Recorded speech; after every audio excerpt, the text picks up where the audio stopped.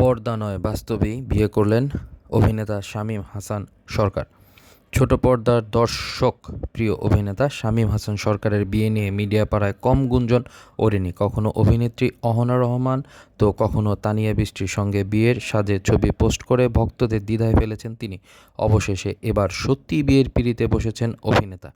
পর্দায় নয় বাস্তবে বিয়ে করেছেন তিনি। শুক্রবার 4 এপ্রিল জুম্মার নামাজ শেষে অভিনেতা দ্বিতীয় জীবনের ইনিংস শুরু করেছেন বলে জানা যায়। শামীম হাসান সরকার বলেন, এবার গল্প নয়, সত্যি সত্যি বিয়ে করেছি। দুই পরিবারের উপস্থিতিতে আজ আমাদের বিয়ে সম্পন্ন হয়েছে।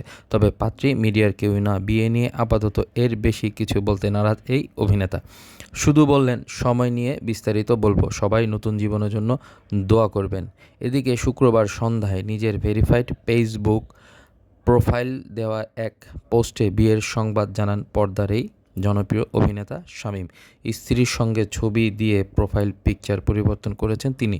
সে পোস্টের ক্যাপশনে লিখেন, আলহামদুলিল্লাহ কবুল, আপনারাও আমাদের জন্য দোয়া করবেন। পরিবার সদস্যদের সঙ্গে ছবি কভার ফটো হিসেবে পোস্ট করেছেন এই অভিনেতা। এই ছবিতে অন্তর্বর্তীকালীন সরকারের রেল উপদেষ্টা ফয়জুল কবির